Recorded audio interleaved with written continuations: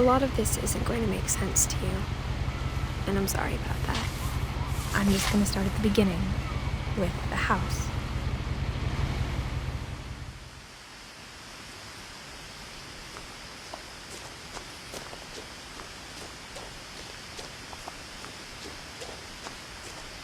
I lived here until I was 11, but I wasn't allowed inside half the rooms.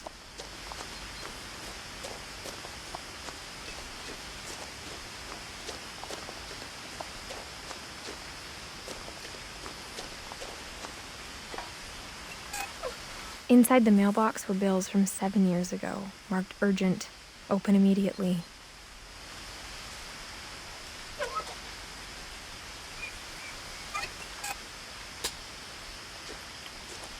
I hadn't been back since my brother Lewis's funeral.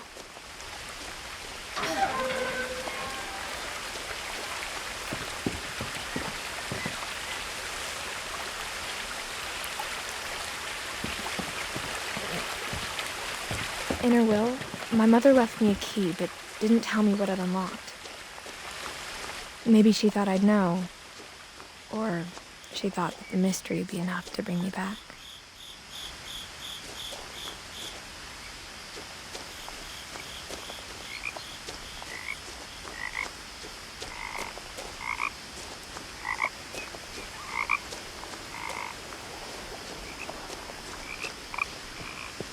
The truth is, even after I inherited the house, I never thought I'd come back to it. But now I had questions about my family that only the house knew the answers to.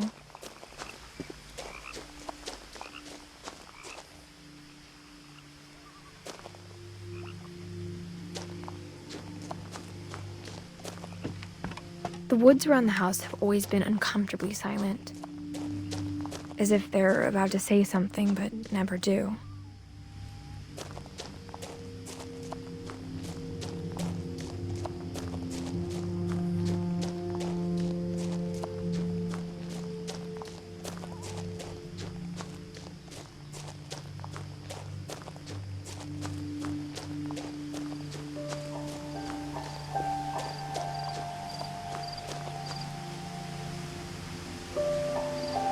The house was exactly like I remembered it, the way I'd been dreaming about it.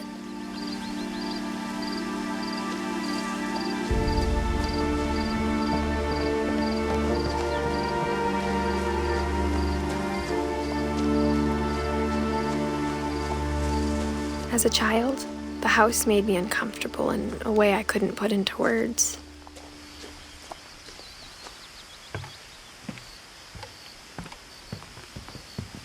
Now, as a 17-year-old, I knew exactly what those words were. I was afraid of the house.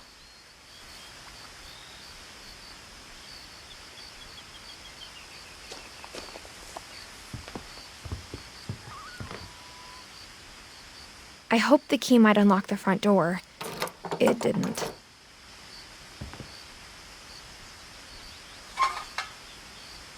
Looking in, I felt like the house itself had been waiting for me.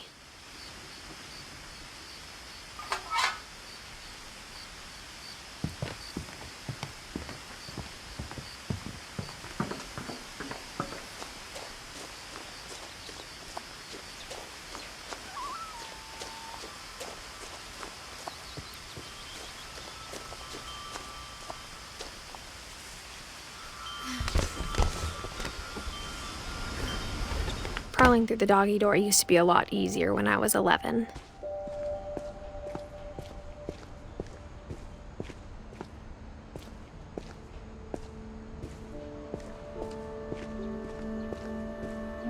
For the first time in years, I felt like I was home. But instead of a family, there were just memories of one.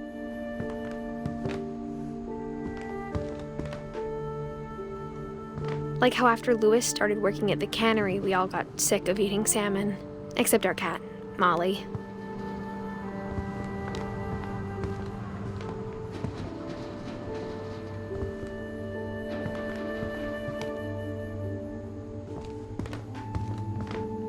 Nothing in the house looked abnormal, There was just too much of it, like a smile with too many teeth.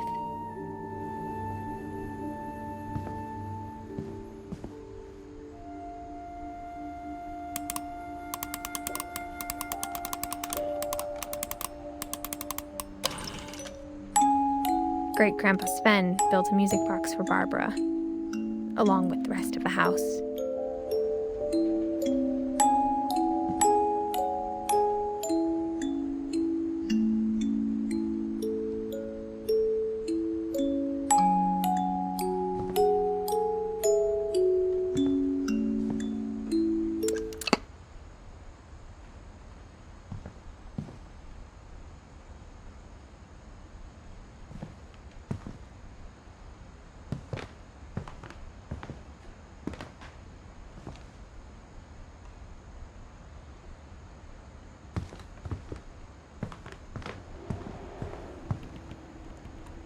Even the fireplace had a story.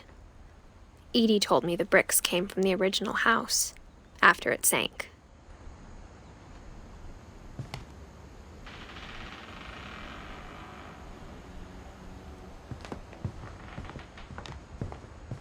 The table was still a wreck from the night we left. It was like a bomb had gone off, killing everyone but sparing the furniture.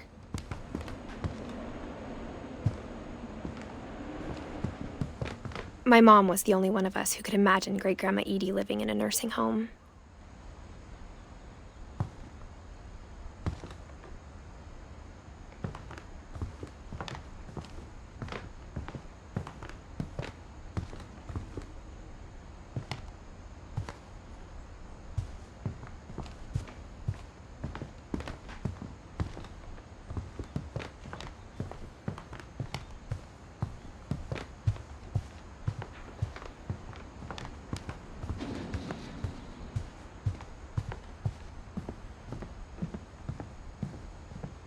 A lot of things got left behind in the whirlwind of that last night. My mom wasn't much of an optimist, but she never stopped believing that my brother Milton was alive.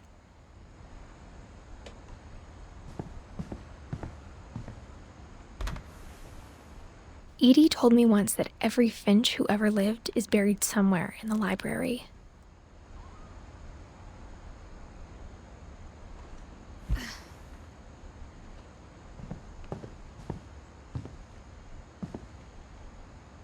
After Milton disappeared, Mom sealed up all the bedrooms. Then Edie retaliated and drilled peepholes.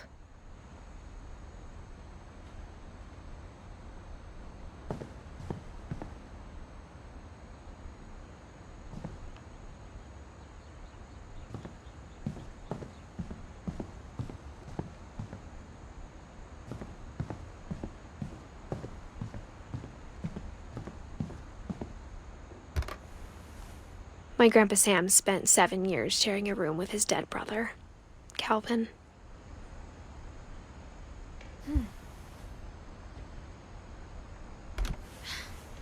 As a kid, I just assumed every house had peepholes and sealed rooms you weren't allowed inside of.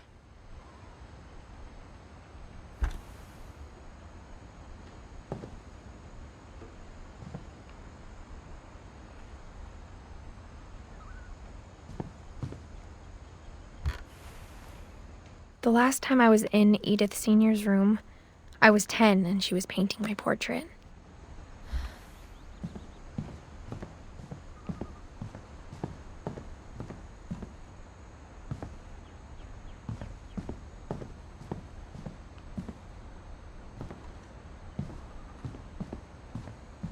Edie's father, Odin, built the original house.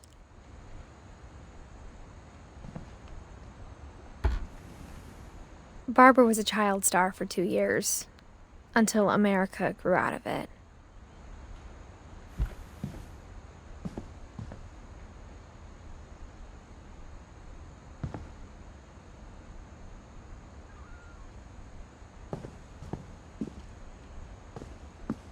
Mom must have locked the third-floor stairs on the night we left.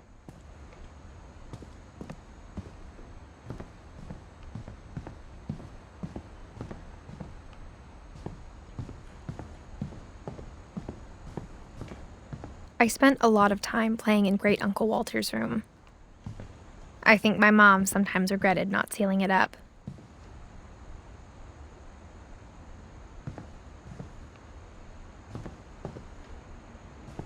Louis told me there were secret passages, but I never believed him.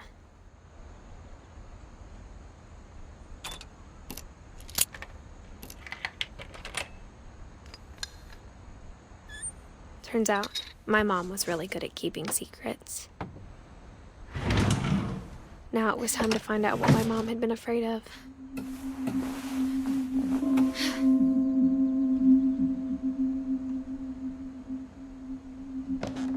From the paintings on the wall, it was clear my brother Milton had been here before me.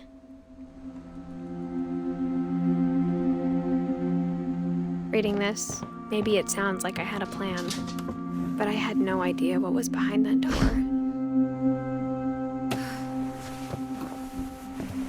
Just like I had no idea where all this was gonna lead.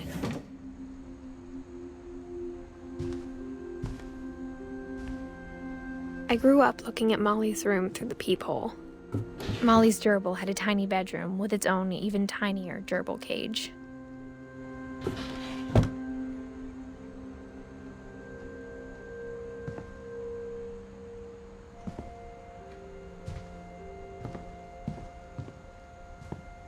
Being inside for the first time, I felt like I'd stepped behind a painting.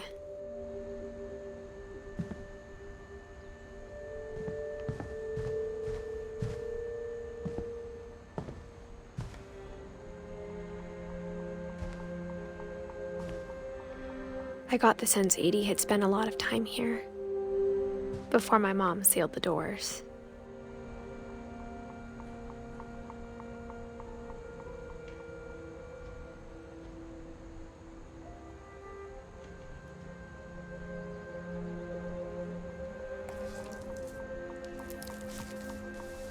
December 13th, 1947. Dear Diary, I'll be gone soon, but I wanted to tell somebody about what's gonna happen. It started when Mom sent me to bed without dinner. I woke up and I was starving, so I looked around for something to eat.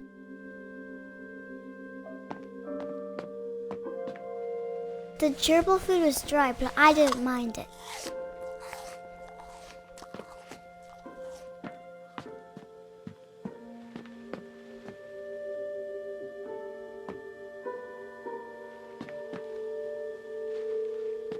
I thought about eating Christopher, but I held back.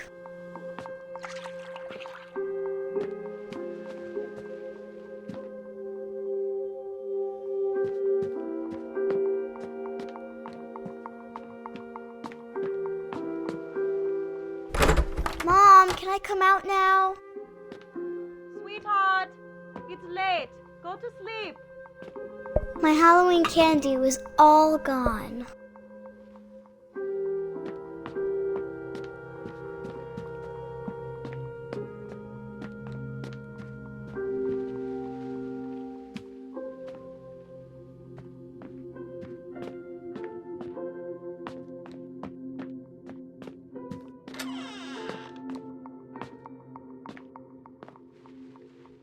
I kept eating and eating.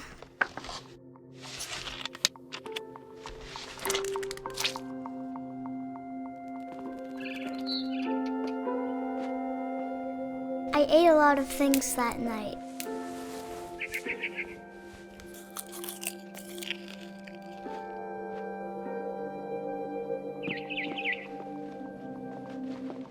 Then I heard chirping outside my window. It was a barn swallow going back to her nest. I reached out for her.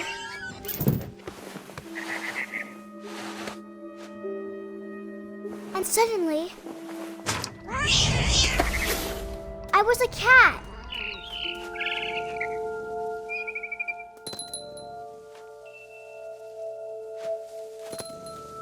I tried to be quiet, but the bird was really scared.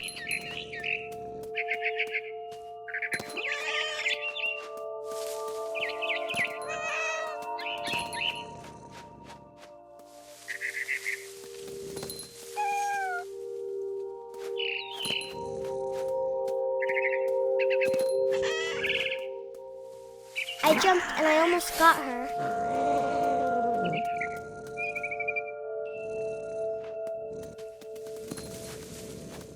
I could tell she was getting really tired.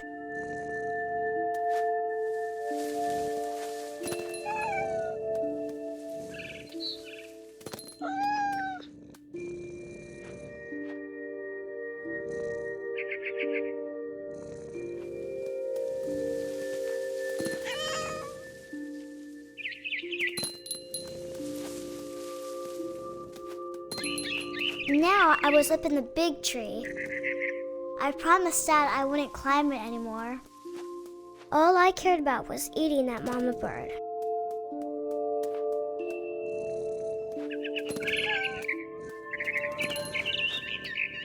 I gobbled her up. And suddenly, I was an owl. First, all I heard was the wind. Then I heard little teeth nibbling in the grass.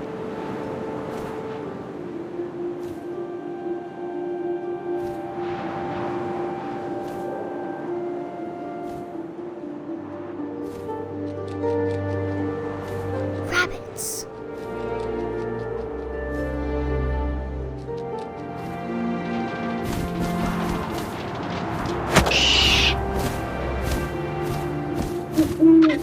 I imagined his face looking up and seeing mine through my talons. I swallowed him up, and I didn't chew one bit. Then I flew off to find something bigger.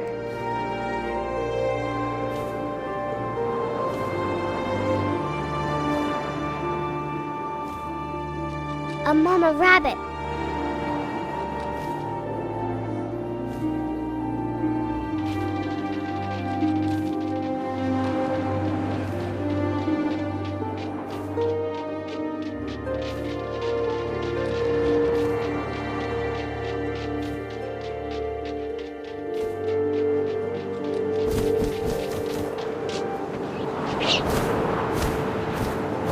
She was almost too big to carry. I started choking, but I couldn't stop eating. And suddenly, I was a shark.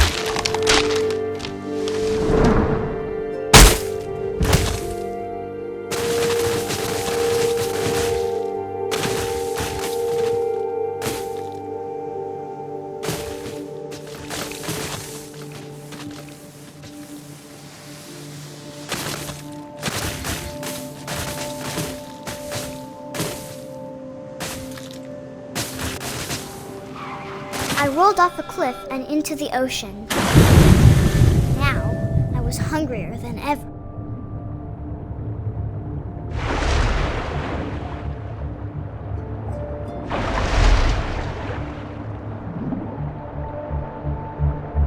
I wanted fat, juicy seals. I tore off her flipper, and it tasted really good.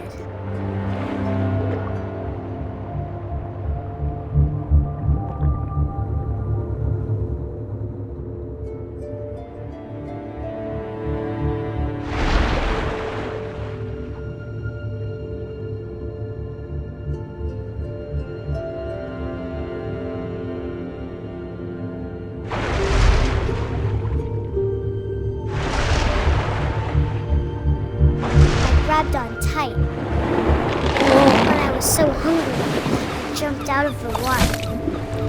When I opened my eyes, everything had changed. Now I was a monster, and I smelled people everywhere.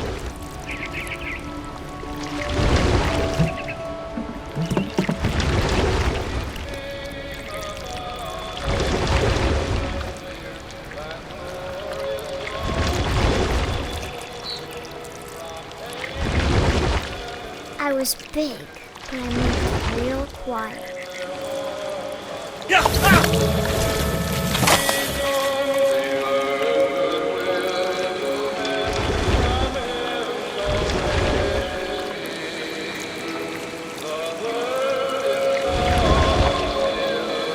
I wanted to stop, but also I didn't.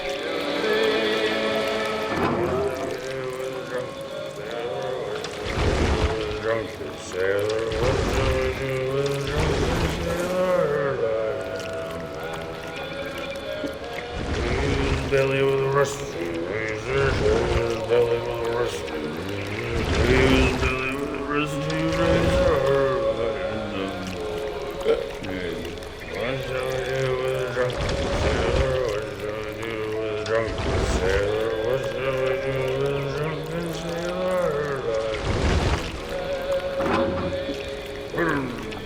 After the last passenger, I was still hungry.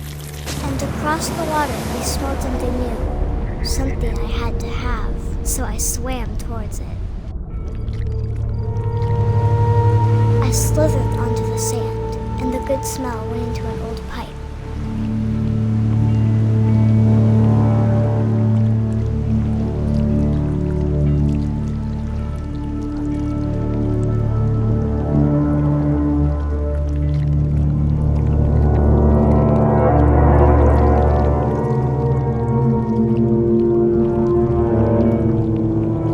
I got closer and closer.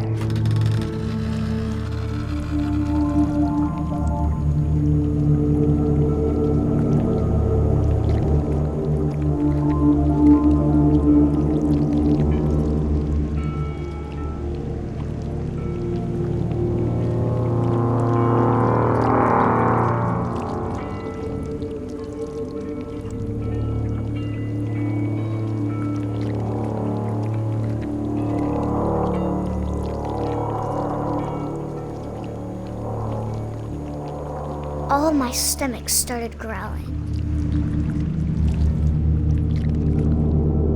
And suddenly, I was me again. I held my breath for a long time, but I couldn't hear anything. I think it's waiting for me to fall asleep. But it's not going to wait much longer. It needs to feed, and we both know I will be delicious.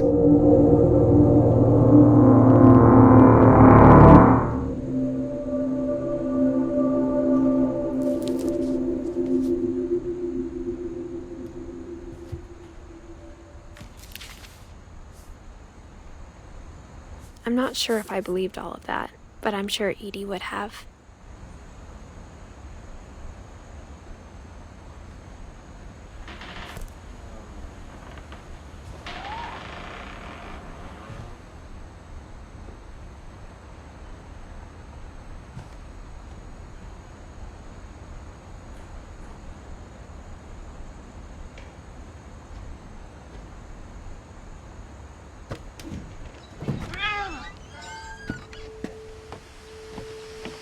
This will be obvious later, but my mom never told me any of these stories.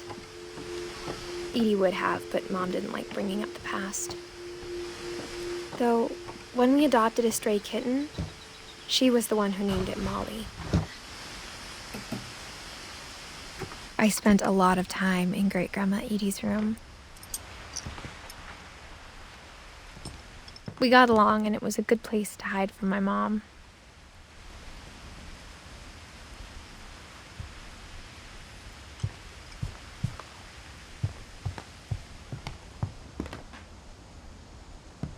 Even in her 90s, sometimes Edie seemed a lot younger than my mother.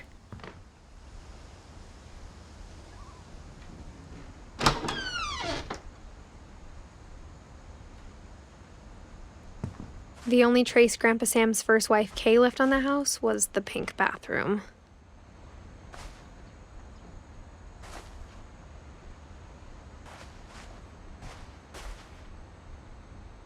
It was a pretty big trace.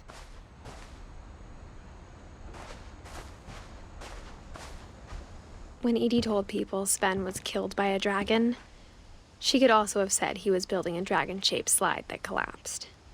She could have, but she didn't.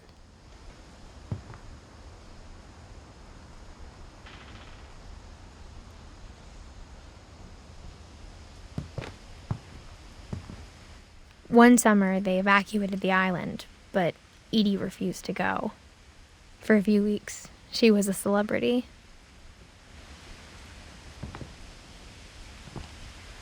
Edie gave a big interview about a mole man living under the Finch house.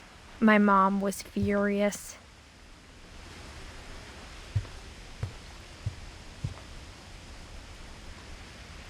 Edie knit me a new pair of gloves every year, just in time to replace the old ones. Louis died a week before we left, but Edie had already started to memorialize him.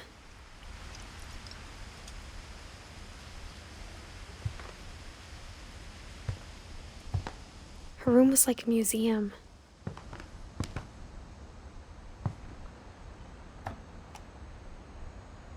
For 500 years, the Finches have been famous throughout Norway for their fortune and misfortune.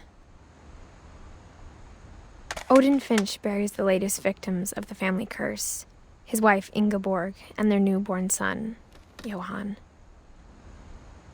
On January 7th, 1937, he set sail with his family and his house, hoping to leave the curse behind.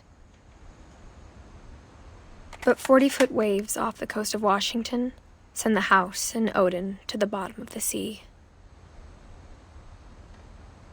Odin's daughter Edie, with husband Sven and baby Molly, step ashore on their new home, Orcas Island. Odin Finch is the first to be buried in the new family cemetery. His daughter Edie is already dreaming of a new Finch house.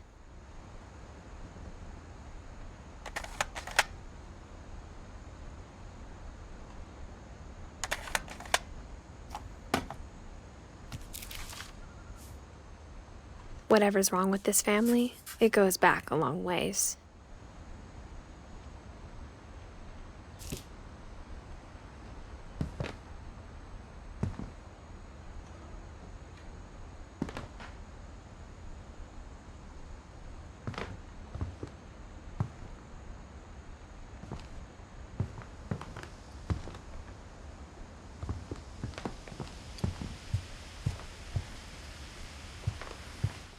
I hadn't thought of myself as Edith Jr. for a long, long time.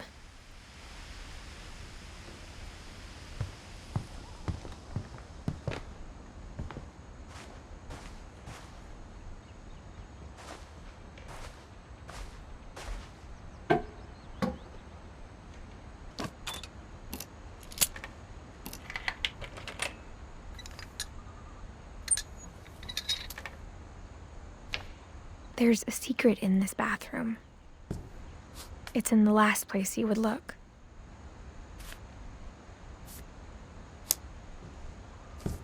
It isn't in the cupboard.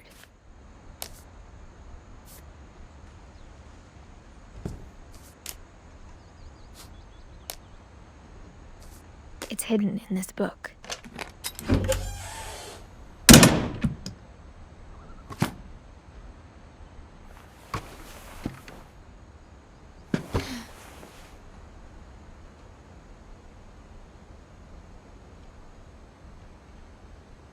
Sven gave Sam an old camera he'd refurbished. He never put it down.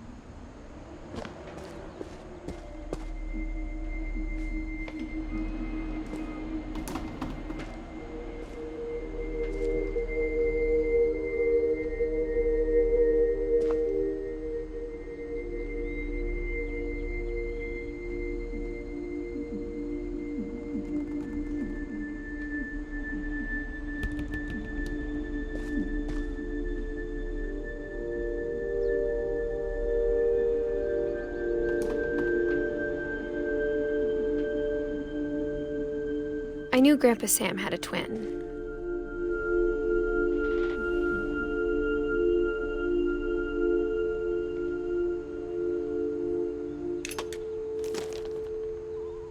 And that he never talked about him. I guess my grandpa didn't like history any more than my mom did.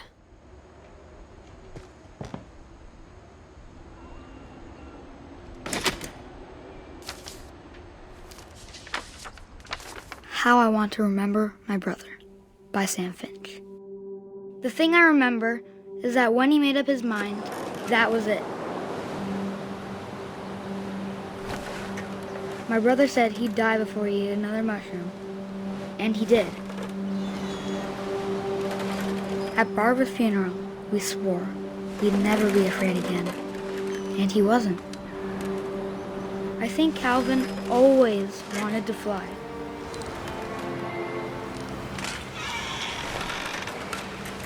Sam! Calvin! Dinner's ready! Coming! But that day, he finally made up his mind to do it. I told him going around was impossible. Maybe if I hadn't said that,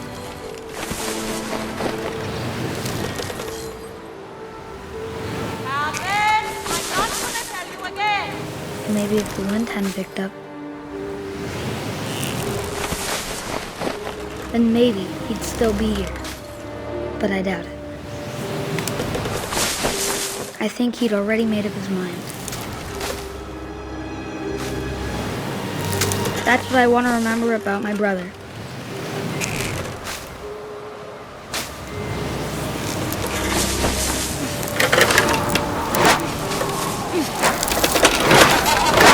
The day he made up his mind to fly. And he did.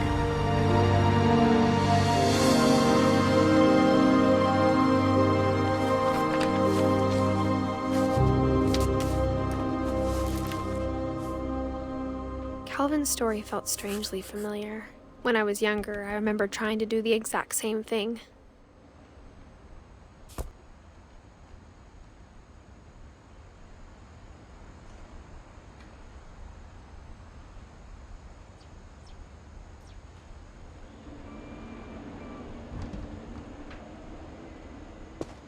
After the funeral, Edie roped off Calvin's half of the room.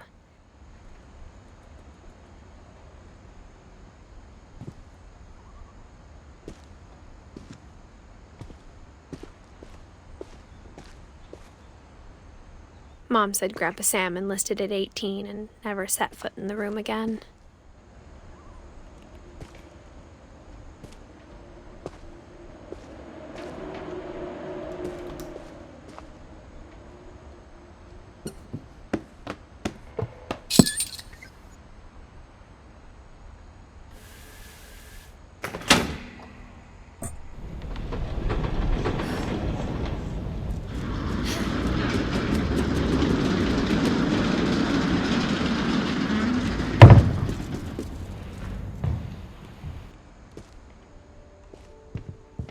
The passages were a pretty tight fit. They'd obviously been built for smaller hands and bellies.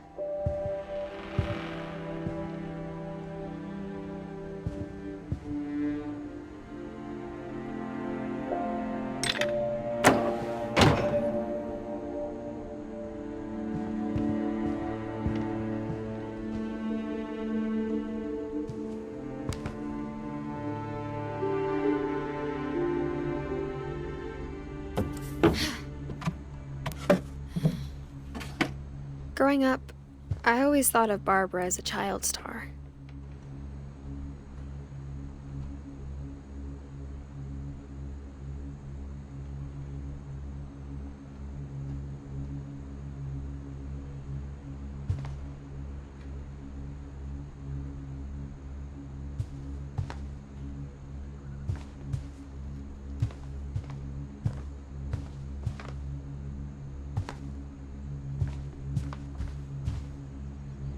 I never thought about how hard it must have been for her afterwards.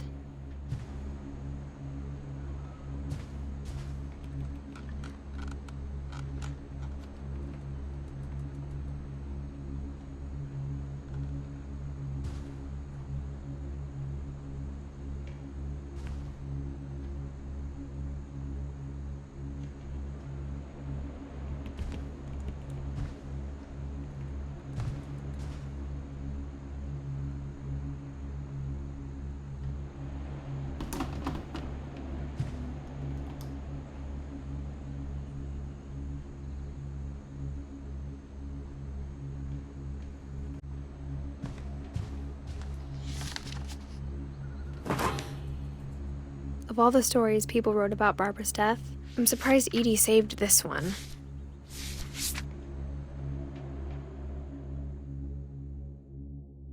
Old Jack here with another ghastly tale inspired by America's most unfortunate family. I'm calling it The Surprise Ending of Barbara Finch. As a child star, Barbara was famous for her scream. Now at 16, she was all washed up. A has-been.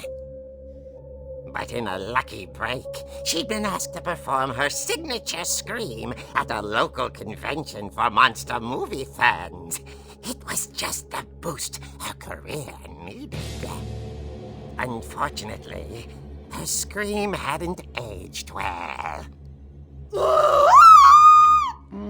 Getting better. I think you just need the right motivation. Her biggest fan and current boyfriend, Rick, was about to demonstrate when... Now that was a great scream. It was Barbara's father, Sven. He'd slipped into a table saw and had to be rushed to the emergency room. So Barbara got stuck babysitting her youngest brother, Walter. Her convention comeback was cancelled. Okay, I'm hearing frustration, but I'm not hearing terror. What if I tried... A gang of hoodlums in Halloween masks have been terrorizing Orcas Island tonight. Police are urging residents to... That came from the basement. You're right! Also, I loved your delivery on that. Why is your basement door locked? Because my dad likes making puzzles and secret passages. There's a key hidden in the music box. The secret is to keep winding and winding until finally the key pops out. Thanks, babe. I'll be back in a sec. 20 minutes later, Rick hadn't returned. So Barbara went to look for him, right on cue. She reached for the music box. And as she wound the key, she listened for Rick, but the house was silent.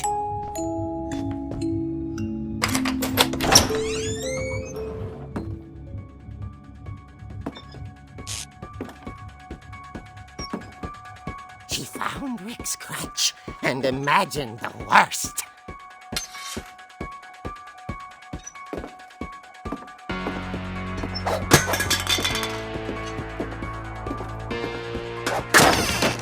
The gang's leader is the infamous Hookman Killer, Dr. Carl Hamill, who impaled and then ate his family 10 years ago tonight.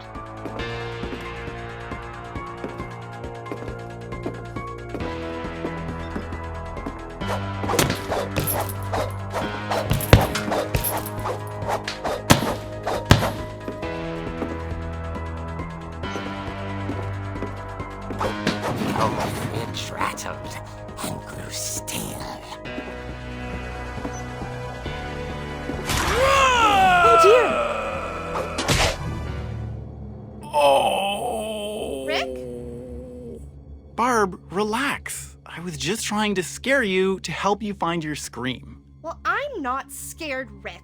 I'm furious. Then act furious.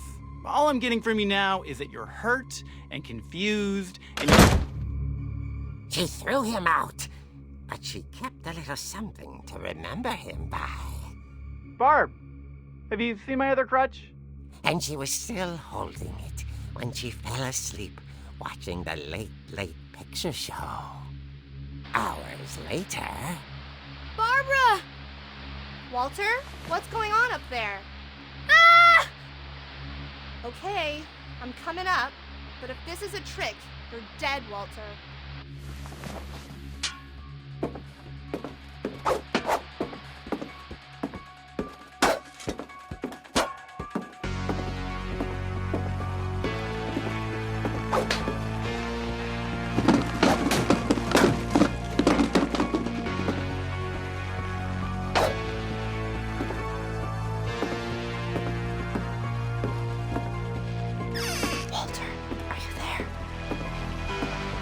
Walter had vanished, but his bedside radio was still on. Orcas Island police describe the man as 6 feet tall, with a steel hook for a hand. Residents are urged to lock all doors and windows and notify the police of any suspicious activity. Barbara turned, saw the hook man, and was speechless. He was quite smashing. And he couldn't get enough of Barbara. Okay, Barbara, there's gotta be another way out of here.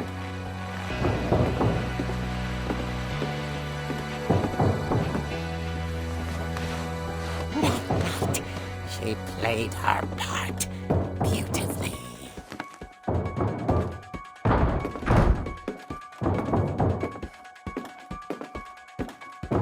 Molly's door hadn't been opened in years. The hinges groaned.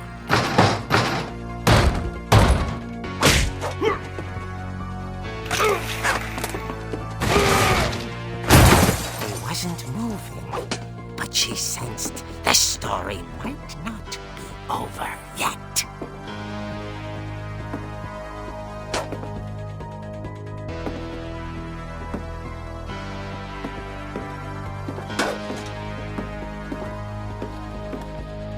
The hookman had vanished. She listened for his breathing, but all she heard was...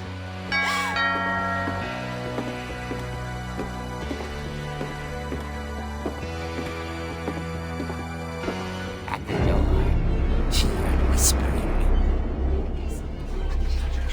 It was coming from inside the house.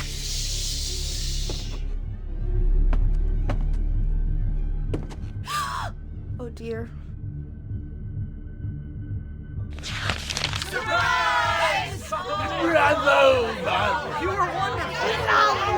monsters had come to surprise her. For Barbara, it was a dream come true. Then she saw what kind of monsters they were, and she realized what was about to happen. She was going to be famous. And with her final breath, Barbara Finch gave the performance of her life.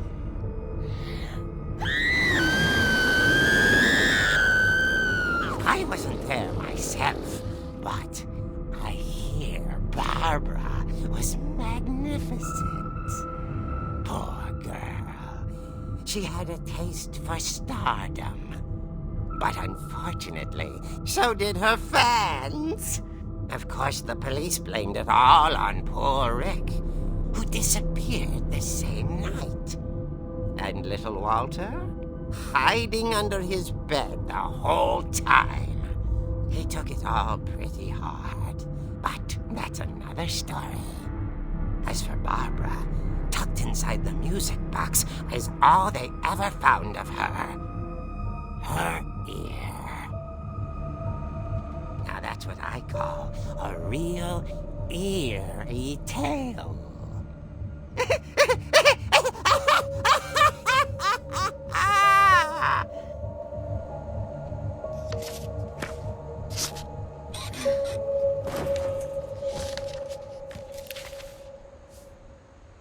Edie told me all Barbara wanted was to be remembered, as absurd as that comic was. Maybe what Edie saw was a happy ending.